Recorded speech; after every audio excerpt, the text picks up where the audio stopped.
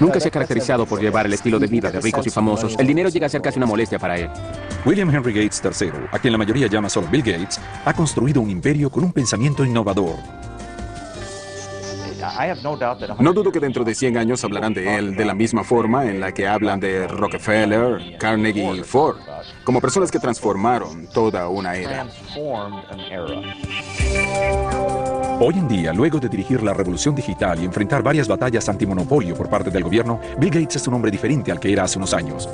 Es un padre dedicado y ávido golfista que además tiene una cartera de inversiones valorada en $50.000 millones. Podría dormirse en los laureles, pero ese no es el estilo de Bill Gates. Lo que hace que Gates sea competitivo es que encuentra divertido lo que hace. Lo concibe como un juego emocionante, como los que solía jugar cuando era niño. Es amado y respetado, odiado y vilipendiado.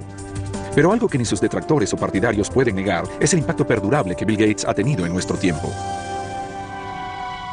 Los valores que moldearon a Bill Gates como uno de los titanes de los negocios del siglo XX provienen de sus raíces en el noroeste. El bisabuelo de Bill, J.W. Maxwell, fundó el primer banco nacional en Seattle. Los Maxwell disfrutaron sus privilegios y posición social, pero nunca ostentaron su riqueza. Su hijo Willard, también banquero, y su esposa Adele, a quien le apasionaban los juegos de cartas, estuvieron entre los líderes civiles de Seattle. Su única hija, Mary, era una muchacha vivaz e inteligente que se hizo un nombre como líder estudiantil en la Universidad de Washington. Atlética y extrovertida, a veces se referían a Mary Maxwell como risueña. Su vigor y energía contagiaba a todo el que la conocía. Hay quienes tienden a estar metidos en la acción. Mary siempre estaba donde estaba la acción.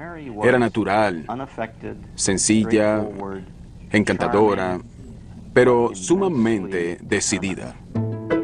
Fue en la universidad que Mary Maxwell conoció y se enamoró de un joven callado y erudito, Bill Gates Jr., quien estaba por convertirse en uno de los abogados más prominentes de Seattle. Cuando Bill y Mary contrajeron matrimonio en 1951, ella decidió dejar su carrera como maestra para formar una familia y dedicar su tiempo a obras de caridad. Christy, la primera de los 3 hijos de los Gates, nació en 1953, seguida de su hermano Bill Gates III, nacido el 28 de octubre de 1955, a quien le dieron el apodo de Tre. Eso viene del hecho de que él es William H. Gates III y los jugadores de carta de la familia piensan en cualquier cosa que tenga un 3 como un Tre, así que él se convirtió en Tre. Su madre tuvo una relación muy cercana con Bill desde que nació. Incluso se lo llevaba cuando empezó un voluntariado como profesora en colegios de Seattle. No pasó mucho tiempo antes de que su precoz hijo leyera la World Book Encyclopedia de la A a la Z. A veces se perdía por horas y cuando le preguntaba qué estaba haciendo, me respondía, estoy pensando, madre. La familia Gates valoraba las competencias y al pequeño Bill le encantaba probar sus habilidades en actividades al aire libre y juegos bajo techo. Entre sus juegos de mesa favoritos estaban Risk, donde el objetivo es dominar al mundo, y el siempre popular Monopolio, donde con un poco de suerte cualquiera se puede convertir en un magnate. Competía con su hermana en cartas, en ver quién armaba más rápido los rompecabezas, competencias de esquí, de navegación, de lo que fuera. Quería hacer todo bien, tanto o mejor que los demás chicos que estaban con él. Cada verano los Gates iban a un lugar llamado Cheerio, ubicado en el canal Hood. Era aquí donde Bill, su hermana menor Libby y el resto de la familia se unían a los amigos para organizar sus propios Juegos Olímpicos. Si te quedabas un par de días con ellos, terminabas agotado de tantos juegos y actividades. Era un lugar muy animado, definitivamente muy competitivo, de eso no hay dudas, y los niños eran parte de todo aquello, nunca había un momento aburrido. Cuando la Feria Mundial fue inaugurada en 1962, la familia Gates se apresuró a ver las maravillas pronosticadas para el siglo XXI, incluida la tecnología computarizada. Bill habitualmente regresaba a ver la exhibición de alta tecnología. Estaba suficientemente claro que tenía un talento innato para las matemáticas y las ciencias, pero también se estaba convirtiendo en un preadolescente solitario y con signos de rebeldía que lo estaban alejando de su madre. Mary y yo crecimos en familias muy disciplinadas, donde los padres controlaban la personalidad y nosotros lo seguíamos. Y eso en específico no se aplicaba a Bill o Tre, que alrededor de los 11, 12 años comenzó a ser emocionalmente independiente. Estaba decidido a saber por sí mismo qué quería o no quería hacer, y eso fue muy difícil para nosotros, especialmente para Mary. Estaba un poco perdido. Se sentía incómodo en el colegio. No estaba seguro de lo que quería hacer con su tiempo. Obviamente era un chico muy inteligente, brillante, pero le faltaba una guía. Así que para ese momento empezó a ir a terapia y se cambió de colegio. A pesar de que los padres de Bill creían en la educación pública, sintieron que él encontraría más orientación y disciplina en Lakeside, la mejor preparatoria privada de Seattle. Empezó a alcanzar su plenitud en Lakeside.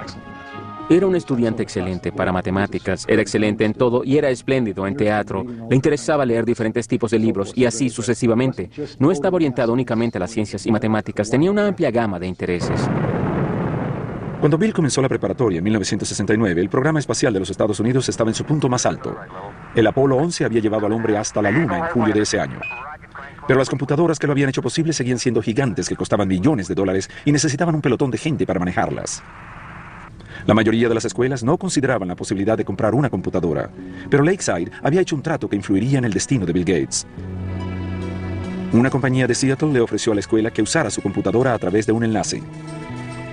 El joven Gates estaba encantado por las posibilidades de esta máquina primitiva y comenzó a pasar cada momento libre en la sala de la computadora.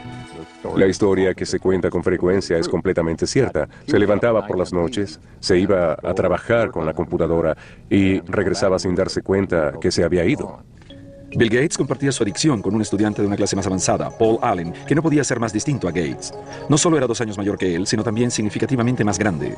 Mientras Allen era de naturaleza callada y contemplativa, Bill podía ser estridente y polémico.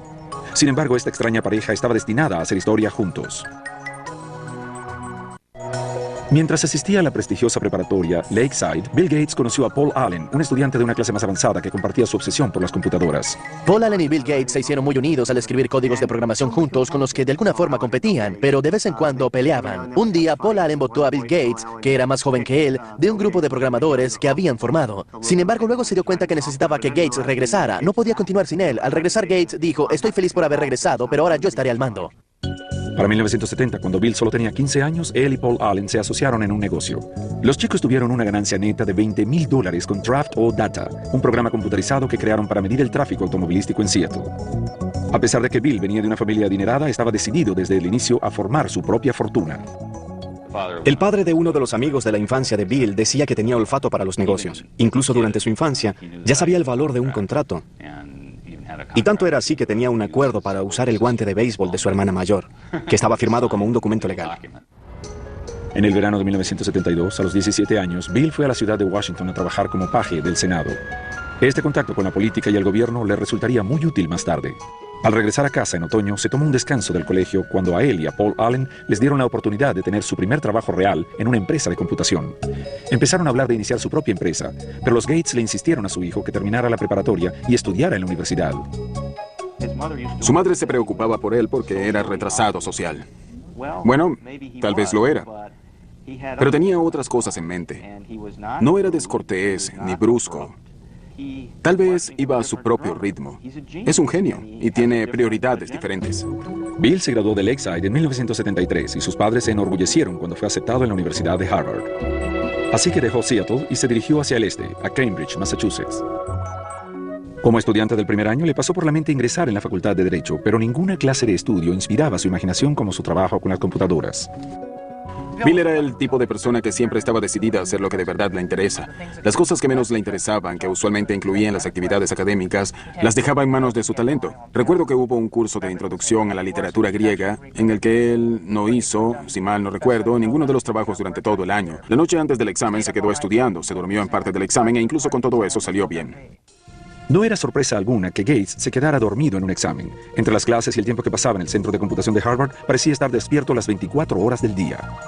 Siempre se enfocaba en lo que estuviera haciendo. Podía entrar en la habitación y, sin cambiarse la ropa, acostarse en la cama, que por supuesto no estaba arreglada porque no tenía tiempo para eso, y caer rendido, con la puerta abierta, la ropa puesta, simplemente se acostaba y se dormía. Luego, cuando recuperaba energías, se levantaba y regresaba a lo que estuviera haciendo. Bill descansaba lo suficiente como para hacer algunas amistades en Harvard. Sin embargo, su vida social no era una prioridad. Salía ocasionalmente con chicas y tenía distintos grados de éxito. Entrevisté a varias mujeres que salieron con Bill por corto tiempo y una de ellas me dijo que lo primero que le había preguntado Bill era la puntuación que había obtenido en la prueba de evaluación académica. Esto no es precisamente lo que las jovencitas quieren oír. Sin embargo, para Bill Gates, que había obtenido una puntuación perfecta en la sección de matemáticas, era algo para sentirse orgulloso y quería que la persona con la que saliera también tuviera una puntuación alta. A Bill le fue excelente en matemáticas, pero como era de esperarse, cuando se dio cuenta que no era el número 1 en matemáticas en Harvard, declinó su intención de convertirse en matemático. Mientras mantenía abiertas sus opciones académicas, decidió adquirir nuevas destrezas fuera de clases. Dedicó gran parte de su tiempo a jugar videojuegos, especialmente póker, algo que todos hicimos en nuestra época universitaria. Pero fue Paul Allen, el antiguo compañero de colegio y socio de Bill, quien le dio a Gates su mayor golpe de suerte. Allen se había mudado de Seattle a Boston por trabajo. En diciembre de 1974 encontró una revista en Harvard Square. La portada de Popular Electronics anunciaba la llegada del primer equipo pequeño de computación del mundo, el Altair 8800. Enseguida fue a mostrárselo a Bill. Gates y Allen supieron inmediatamente que había llegado el momento para la computadora personal. Vieron que esto venía con una fuerza y dinámica increíbles hacia la sociedad y se dieron cuenta de la oportunidad. El Altair había sido fabricado por una empresa pequeña en Albuquerque, Nuevo México, no muy lejos de un antiguo campo de pruebas atómicas en Alamogordo. Ed Roberts, director de la compañía, estaba buscando a alguien que creara el software para correrlo en su pequeña computadora. Gates y Allen lo convencieron de que eran los indicados para hacerlo y trabajaron día y noche en el centro de computación de Harvard durante 2 meses. En febrero de 1975, Paul Allen fue a Albuquerque para probar el programa que él y Gates habían elaborado. Cuando cargó en el Altair lo que Bill Gates llamó el mejor código que he escrito, funcionó.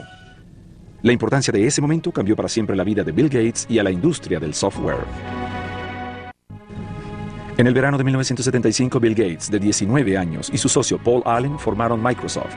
Su trabajo con la compañía de computación Altair de Ed Roberts era tan absorbente que Bill abandonó Harvard justo antes de su último año y se mudó a Albuquerque. Mary Gates se decepcionó profundamente con la decisión de su hijo. Le dijimos que habíamos ahorrado nuestro dinero para que fuera a estudiar y que si no terminaba en pocos años le daríamos otro uso a ese dinero. Para ese momento nos dijo que estaba bien y que podía ahorrar su propio dinero para regresar si se le presentaba la oportunidad. Bill estaba seguro de que había tomado la decisión correcta, pero tener éxito con el software no sería fácil. El escenario de las computadoras personales estaba lleno de usuarios deseosos de compartir nueva información y software sin pagar por ello. Fue una práctica que puso a Bill en las malas con sus compañeros. Había montones de estudiantes universitarios y de secundaria que estaban haciendo algo no convencional, y Bill no era muy popular porque empezó a decirles que no se robaran la información que ellos habían generado y que les pertenecía. Y era un solo hombre de negocios en medio de un montón de piratas informáticos y cretinos. De hecho, Gates escribió una carta abierta a los aficionados de las computadoras, regañándolos por hacer copias del programa de Microsoft. Comenzó diciendo, como la mayoría de los aficionados deben saber, muchos de ustedes roban los software. El equipo es algo por lo que hay que pagar, pero el software es algo para compartir. ¿A quién le importa si la gente que trabajó en ello recibió pago? ¿Eso es justo? Sin embargo, aquellos que lo hicieron, al final, son los que pierden. Era visto como un renegado. Y era una ética diferente la que reinaba en ese momento. Sin embargo, no estoy seguro de que la industria de software hubiera evolucionado mucho sin alguien que se levantara y dijera lo que se necesitaba. Bill también batallaba con Ed Roberts, quien lo consideraba malcriado y odioso. Ambos discrepaban en casi todo y Roberts era un adversario imponente. Ed Roberts era un hombre enorme, como de 1,95 m de estatura y 135 kilogramos, mientras que Bill, que había formado a Microsoft a los 19 años de edad, todavía lucía como un adolescente y aún así se paraba delante de este hombre cara a cara en enfrentamientos verbales. En mayo de 1977 se dio una confrontación final cuando Roberts vendió su negocio y Gates tuvo que demandarlo para mantener el software que él y Paul Allen habían creado para la empresa. Gates ganó. Microsoft se expandió en nuevos lenguajes para software y Gates y Allen empezaron a vender sus productos a otras empresas de computación. Al final de 1978, con ventas que se acercaban al $1 millón, mudaron Microsoft de Albuquerque a Seattle. Bill estaba complacido de regresar e invirtió una gran cantidad de recursos para promocionar su empresa. Siempre diseñamos pensando en el futuro. Nuestro personal de investigación siempre está buscando lo más nuevo en equipos y tecnología de software. Fue Bill Gates el genio del mercadeo detrás de Microsoft. Al principio era él quien salía a vender su empresa y su software y en muchas oportunidades se llevaba a su madre durante los viajes. Bill era altamente respetado y su bien relacionada madre le sirvió de pivote al comienzo de su carrera. Mary había trabajado con muchas juntas corporativas, así como en la Universidad de Washington. Era parte de la Junta Nacional de United Way. Junto a ella estaba el director general de IBM. Y de esta manera fue a través de ella que su hijo lo conoció. Para noviembre de 1980, IBM le estaba dando lata a los novatos de Microsoft. La empresa de computadoras más grande quería hablar con Gates y Allen sobre la creación de un sistema operativo para su nueva línea de computadoras personales. Desde su primera reunión, IBM se formó una idea errada de sus interlocutores. Se veía como un adolescente. Era delgado y tenía un estilo informal. Básicamente no lo tomaban en serio como un hombre de negocios. Pero los ejecutivos de IBM pronto se dieron cuenta de que Gates no era ningún aficionado. Rápidamente los convenció que Microsoft podía crear su nuevo software. Primero compró el sistema operativo existente y luego lo adaptó para las computadoras personales de IBM. Lo llamó el MS-DOS. Bill Gates, como un astuto hombre de negocios que siempre fue, sabía dónde obtener un sistema operativo. Solo salió y lo compró por $50,000. No obstante, lo brillante del asunto fue que, al desarrollar el sistema operativo para IBM, estos quisieron comprar el código fuente, con lo cual hubiesen tenido el disco del sistema operativo, que se conoció como el DOS. Sin embargo, Microsoft se rehusó a cederle los derechos del DOS. Pero al no tener los derechos del sistema operativo, IBM tenía que pagar una tarifa a Microsoft por cada copia del DOS instalado en sus computadoras. IBM también estaba a punto de perder su impulso en la venta de computadoras. Mientras otras compañías lanzaban computadoras más baratas que las de IBM, Microsoft pudo venderles a todas el mismo sistema operativo. Había toda clase de computadoras para ese momento y me inquietaba porque no sabía quién podría ganar en el negocio del hardware. Sin embargo, Microsoft tenía muy buenas posibilidades de ganar en el negocio del software. Entre 1978 y 1981, el crecimiento de Microsoft fue asombroso. El personal aumentó de 13 a 128 empleados. Los ingresos crecieron rápidamente de 4 a 16 millones de dólares. Para 1983, el 30% de todas las computadoras personales del mundo corrían con el software de Microsoft. Sin embargo, Bill Gates nunca descuidó el resultado final. Nunca viajaba en primera clase a menos que fuera absolutamente necesario. Usualmente lo podías encontrar sentado con una manta sobre su cara para poder dormir un poco. Sus padres le dieron buenas enseñanzas acerca del valor del dinero y del trabajo, que luego las aplicó no solo en el manejo de su vida personal, sino en la forma de dirigir Microsoft. Mi nombre es Bill Gates y soy el presidente de Microsoft. El comienzo de la década de los 80 fue un momento emocionante para una industria dirigida en su mayoría por personas menores de 30 años de edad. Microsoft empezó a trabajar en software para compañías innovadoras como Apple y su gurú Steve Jobs. Su computadora Macintosh y el software fueron considerados por muchos el invento más inteligente de la industria y el camino hacia el futuro. Para crear nuevos estándares se necesita algo que realmente cautive la imaginación de la gente. Y Macintosh, entre todas las máquinas que he visto, es la única que alcanza esos estándares. Pero no pasó mucho tiempo antes que Microsoft y Apple se vieran involucrados en una lucha por los derechos de la siguiente generación de software. Bill Gates también estaba a punto de recibir una noticia que afectaría a Microsoft hasta sus bases. Para 1983, el futuro no se podía ver más prometedor para Bill Gates, de 28 años, y Microsoft. El negocio de las computadoras personales estaba en ascenso y aún más la demanda de software. Bill Gates y Paul Allen surgieron como los príncipes de la era de las computadoras personales. Sin embargo, en medio del rápido ascenso de su empresa, fueron impactados por una noticia terrible. Paul Allen, amigo y socio de Bill desde la preparatoria, fue diagnosticado con la enfermedad de Hodgkin, una forma de cáncer. Esto le dio a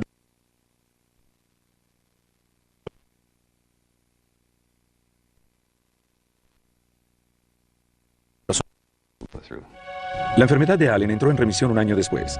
Sin embargo, no volvió a ser parte del negocio de Microsoft en un 100%. Este fue el fin de una era para los dos hombres de 30 años que habían creado una empresa de importancia mundial generando millones de dólares. Creo que la historia demostrará lo increíblemente dinámica que era en realidad su sociedad. Con frecuencia los comparo con Lennon y McCartney, de los Beatles. Las canciones que escribieron juntos son las que recordamos y oímos una y otra vez. Individualmente eran unos excelentes compositores y seguimos escuchando las canciones que escribieron por separado, pero de alguna forma juntos eran mucho más que la suma de sus partes. Y Paul y Bill eran así. Para 1984, Bill Gates se había convertido en el foco central de Microsoft. En abril de ese año fue nombrado por la revista Time como el representante por excelencia de la nueva generación de empresarios, uno que entendía tanto el detalle tecnológico como las estrategias corporativas. Cuando trabajas con Bill puedes ver que en casi todas las reuniones o discusiones en las que se involucra, inmediatamente enlista todos los casos que pueden ocurrir, qué tal esto, qué tal aquello, y así sucesivamente. Así construye una lista mental de todo lo que podría pasar de una manera muy estructurada y luego lo va detallando. Sistema de archivos en modo a prueba de falla, súper avanzado. Frecuentemente se referían a Microsoft como campamento matemático donde el estilo exigente de gerencia de Gates mantenía activo el proceso creativo y a veces iniciaba fuertes confrontaciones.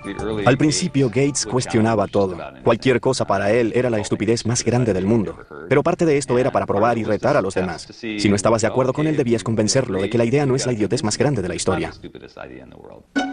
Un desafío constante de las ideas era necesario para mantenerse en la cima de una industria que cambia.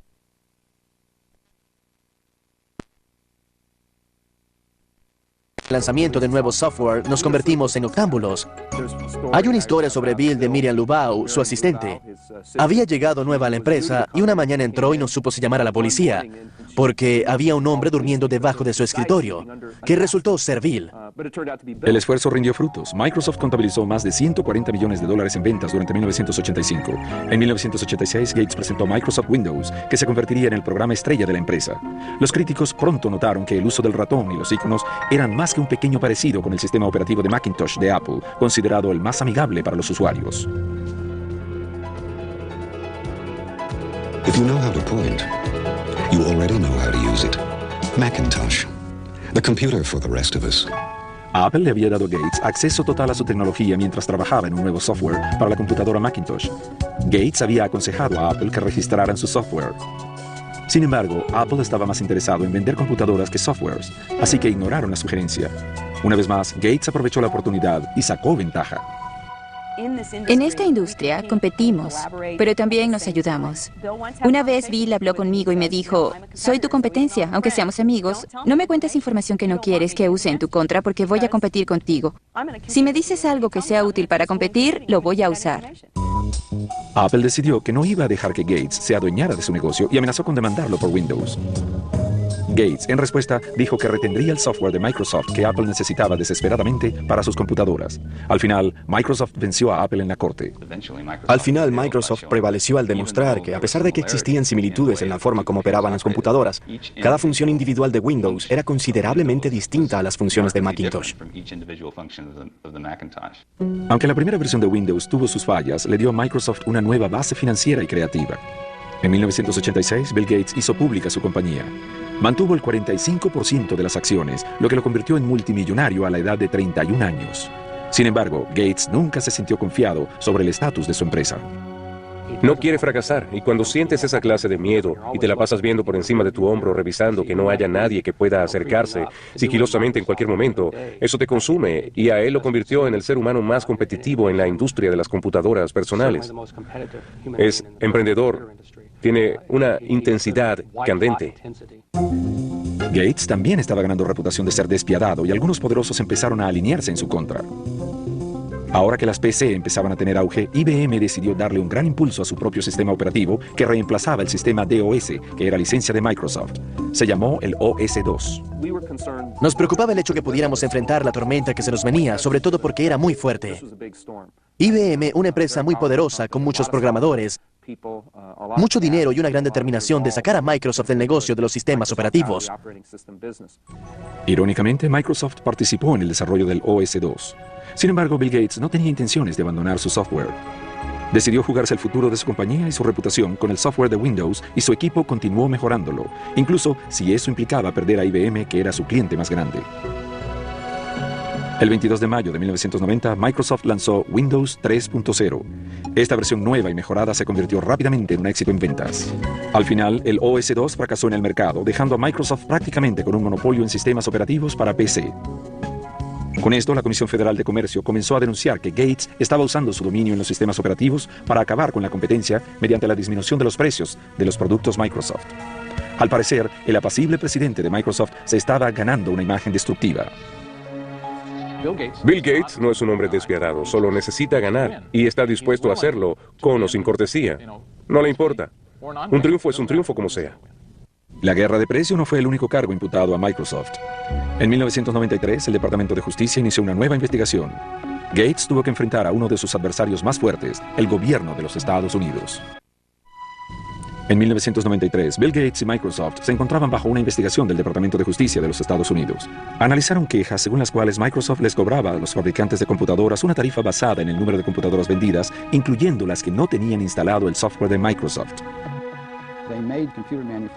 Hacían que los fabricantes de computadoras le pagaran por el software de Microsoft sin importar que estuviera o no instalado en la computadora. De esta manera evitaban que sus competidores entraran en el mercado. El Departamento de Justicia acusó a Microsoft, la empresa de software más grande del mundo, de incurrir en prácticas desleales de contratación y mercadeo. En julio de 1994, Microsoft accedió a dejar de cobrar la tarifa en cuestión y el Departamento de Justicia desechó el caso. Gates nunca admitió que Microsoft tuviera un monopolio y sostuvo que simplemente proporcionaba un software mejor a un precio más bajo. No somos depredadores que vamos por ahí comiéndonos todo. Salimos al mercado con estas cajitas, estos paquetitos de software amigables que los instalas en tu computadora y puedes divertirte y hacer tu trabajo usándolo. Pero para los inversionistas no era así de simple. La investigación gubernamental y las peleas con IBM y Apple provocaron una caída del valor de las acciones de Microsoft. Ahora había más presión que nunca en lanzar la siguiente versión de Windows. Gates encontró formas ingeniosas de disminuir la tensión. Apareció en comerciales de la empresa en compañía del ejecutivo estrella de Microsoft, Steve Ballmer. A veces hacía entradas dramáticas al tratar de vender su compañía en las convenciones de software. Una vez llegó como el señor Spock de Viaje a las Estrellas. Gates también estableció los microjuegos. Esta competencia de juegos entre los trabajadores de Microsoft es una reminiscencia de los juegos de su infancia en el canal Hood. Era como un campamento de verano para adultos. Todos íbamos a su casa y pasábamos meses pensando en qué juegos íbamos a tener. También hacía las veces de maestro de ceremonia. Formaba los equipos cuidando la dinámica entre nosotros y la forma en la que interactuaríamos. Y así participábamos en estos juegos que parecían de campamento de verano y fue en unos microjuegos donde conocí a Melinda. Melinda, antes conocida como Melinda French, era una chica de 28 años, graduada de la Universidad de Duke, con un posgrado en administración. Había trabajado como ejecutiva de Microsoft por varios años. Estaba muy claro para la familia y amigos de Bill que ella era la mujer con quien Gates, de 37 años de edad, había decidido pasar el resto de sus días. Salió con Melinda por un tiempo antes de que se casaran, así que los vi juntos por varios años. Siempre me pareció que había algo muy especial entre ellos, un alto nivel de intimidad y conexión intelectual que era efervescente. Es una persona maravillosa, la pareja ideal para él. Muy inteligente, organizada, solidaria, apegada a su familia y orientada hacia la vida familiar. Bill y Melinda se casaron en Hawái el 1 de enero de 1994. En la víspera de la ceremonia, Bill preparó una serenata muy especial para Melinda. Consiguió que Willie Nelson cantara la noche antes de su boda y fue una gran sorpresa. Bill se levantó y dijo, realmente amo a Melinda y me encantaría cantar para ella esta noche. Pero como no cantó muy bien, le pedí a un amigo que cantara para nosotros. Así que fue una gran sorpresa. En Melinda, Bill encontró una compañera que le dio esa felicidad a nivel personal que tanto había buscado, además de comprender las exigencias profesionales de su negocio. Sin embargo, a pocos meses de su matrimonio, la felicidad que Bill compartía con su familia se convertiría en dolor. A su madre Mary, quien había sido su aliada más fiel, le diagnosticaron cáncer de seno. Falleció en la mañana del 10 de junio de 1994. Bill corrió a casa para estar con su madre. Llegamos esa noche a casa luego de haber sido detenido por un oficial de policía por exceso de velocidad. Por supuesto, el oficial lo reconoció. Por cierto, no era la primera vez que lo detenían por esta causa. Y al observarnos, nos preguntó qué pasaba, porque las lágrimas me corrían por el rostro. Él le respondió, lo siento, es que mi madre acaba de morir. El oficial nos dejó continuar con la condición de que redujera la velocidad. Estaba profundamente afectado por la muerte de su madre. Todos lo estábamos.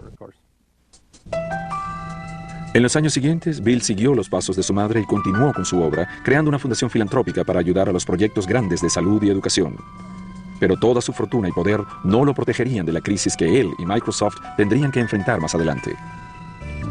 Para 1995, Bill Gates, de 39 años de edad, se había establecido como esposo y hombre de familia. Junto a su esposa Melinda, se tomó un descanso para explorar desde África hasta China. Ahora sí parecía que Bill Gates lo tenía todo. Este es un hombre tan exitoso que su chofer es Ross Perot. Damas y caballeros, denle la bienvenida a Bill Gates y a sus bailarinas. 1995 también fue un año de éxitos para Microsoft. Windows 95 fue presentado con gran fanfarria. The Tonight Show, conducido por Jay Leno, presentó con bombos y platillos el nuevo software. Windows 95 es tan sencillo que hasta el conductor de un programa de entrevistas puede entenderlo. ¡Vaya! Estaba claro que Gates seguía siendo el mejor vendedor de Microsoft, pero desde ese momento ya no iban a ser solo negocios para el jefe. El 26 de abril de 1996, Bill y Melinda tuvieron a su primera hija, Jennifer. Simplemente adora a esa pequeña. Es tan maravilloso verlo. Como padre, para mí es muy gratificante ver que mi hijo tiene ese mismo sentimiento hacia sus hijos que yo sentí por él y sus hermanos. Es realmente gratificante. Un año después del nacimiento de su hija, Bill se mudó con su familia a una casa soñada de $54 millones. Junto con las habitaciones de la familia e invitados está la biblioteca que alberga el cuaderno de Leonardo da Vinci, por el que Gates pagó más de $30 millones. Sin embargo, aunque la casa sirve para muchas actividades de negocios, para la familia Gates es solo su hogar. Es un hogar extraordinariamente familiar y amigable.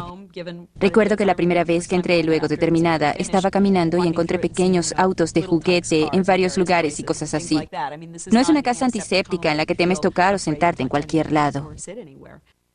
Mientras la vida personal de Bill Gates se desarrollaba plenamente, su vida profesional se frustraba. Para 1997 encontró que estaba bastante retrasado en el aprovechamiento del mercado de Internet. Una empresa llamada Netscape dominaba las ventas de los usuarios de Internet, el software requerido para tener acceso a las páginas web. Gates se propuso cerrar la brecha, incluyendo Explorer, su propio navegador, con cada copia de Windows. Muchos lo vieron como una jugada sucia, una movida para eliminar a su principal contrincante. Si Microsoft escoge poner en desventaja a Netscape o a cualquier otro competidor, entonces el consumidor no tendrá una oferta justa y cuando esto sucede, el mercado no puede funcionar efectivamente.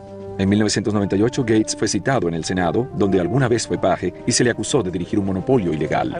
Espero que mi testimonio ayude a la Corte a resolver el problema con este caso. Eso sería lo mejor para los consumidores y la industria. Es por ello que estoy aquí.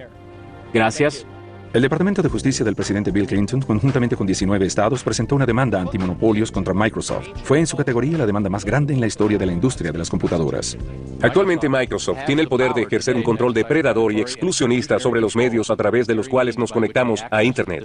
Es muy parecido a que General Motors tuviera la potestad de decidir qué tipo de gasolina le colocas a tu automóvil, o qué interestatal debes tomar, o incluso cómo llegas a la interestatal. En el año 2000, un juez federal dictaminó que la compañía debía dividirse en dos. Luego de más de 2 décadas de éxitos constantes, esto fue un golpe muy duro para Bill Gates. El juicio antimonopolios afectó profundamente a Bill Gates. Le afectaron mucho que lo acusaran de malhumorado, arrogante, que no respondía claramente a las preguntas, que estaba intentando obstruir a la fiscalía. La demanda antimonopolio duró 4 años y le costó millones de dólares a Microsoft en tarifas legales. Al final, en 2002, el Departamento de Justicia, bajo la administración del presidente George Bush, le ofreció a Microsoft un acuerdo favorable. Ese fue un momento de desesperación para los detractores de Microsoft y uno de triunfo para Bill Gates y su empresa. En medio de la demanda antimonopolio, Bill Gates sorprendió a muchos al renunciar al cargo de director ejecutivo y nombrándose presidente y jefe de arquitectura de software. El trabajo de director quedó para su viejo amigo de Harvard, Steve Ballmer.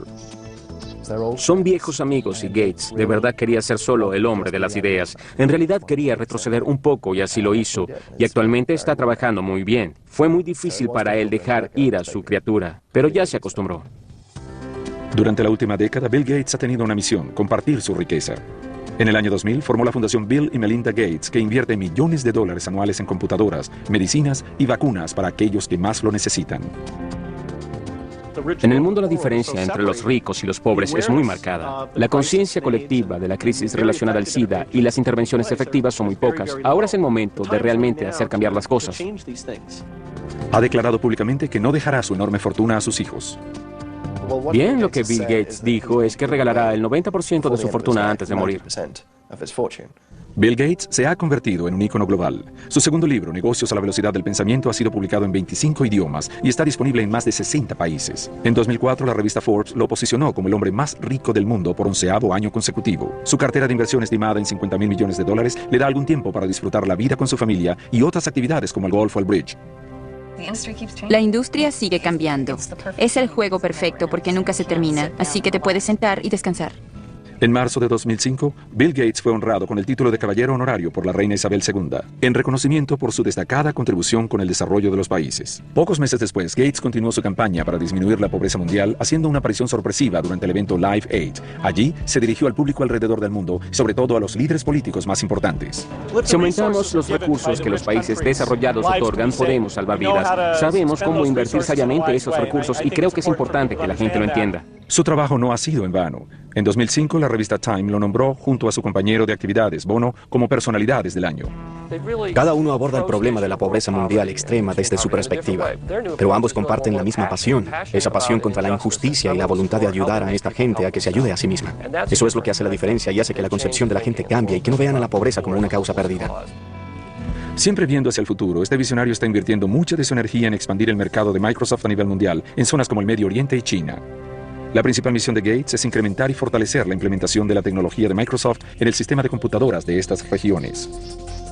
A pesar de todo, William Henry Gates y su empresa enfrentan retos constantes con sus competidores, desde Apple hasta Google. Pero Microsoft está apostando todo con la siguiente versión de su sistema operativo Windows, llamado ahora Windows Vista. Para placer de los detractores de Microsoft, este lanzamiento ha tenido algunos retrasos. Programado inicialmente para 2005, el lanzamiento fue replanificado para diciembre de 2006 y representa el mayor avance de la plataforma Windows desde la versión 95. Está diseñado para ser la base sobre la cual la industria podrá construir un nuevo camino hacia la innovación. Entretanto, Gates y Microsoft han enfocado sus esfuerzos en mejorar su software para luchar contra los virus de computadora y los spam. Se dice que el mismo Gates recibe 4 millones de correos no deseados por día. Bien sea que lo vayan a recordar como un magnate ladrón, un filántropo o simplemente el hombre que diseñó una mejor trampa para ratones, nadie puede negar que Bill Gates y su empresa estén preparados para continuar cosechando éxitos en el siglo XXI.